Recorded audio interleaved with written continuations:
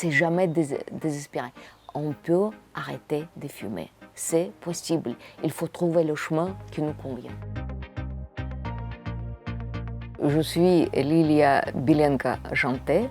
Je suis tabacologue. Donc, la maladie qui s'appelle la BPCO, c'est la bronchopneumopathie chronique obstructive. Malheureusement, la connaissance de cette maladie laisse beaucoup à désirer. Souvent, la cause est le tabac dans les cigarettes.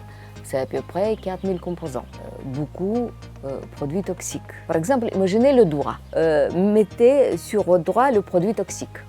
D'abord, ça va irriter. Après, malheureusement, vous continuez à mettre les produits toxiques. Le tissu va être enflammé. Malheureusement, l'inflammation chronique transforme le tissu fonctionnel dans le tissu qui ne travaille plus.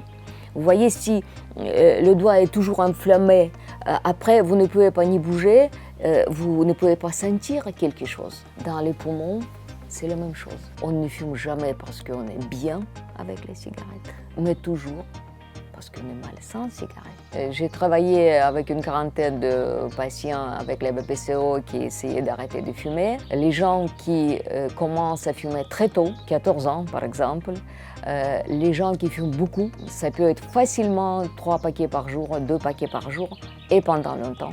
On explique que les gens qui ne fument pas, ils ne sont pas plus stressés, ils sont moins stressés.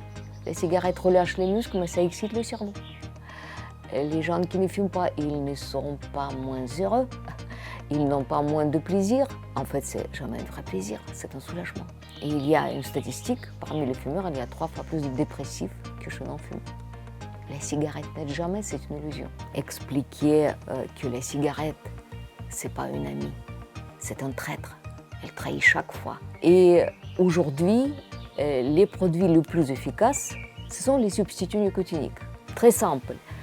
Quand nous commençons à fumer, le nombre de structures qui reçoivent la nicotine augmente. Ça ne diminue jamais. Et ces récepteurs réclament leur nicotine. Et si vous ne donnez pas, le cerveau peut vous mettre dans tous les états. Stressé, énervé, déprimé, tout ce que vous voulez, on peut avoir comme les symptômes de manque. La science propose de combler ces récepteurs par le patch et les pastilles. Et la clé, c'est la dose. Si c'est la même, c'est presque gagné.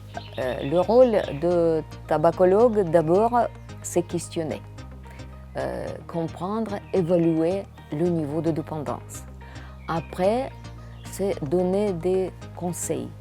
Comment on peut lutter contre cette dépendance. Après, c'est important d'organiser le suivi et aussi aider aux patients de transformer la vie, parce que c'est une nouvelle vie, la vie sans tabac. On apprend à vivre sans tabac.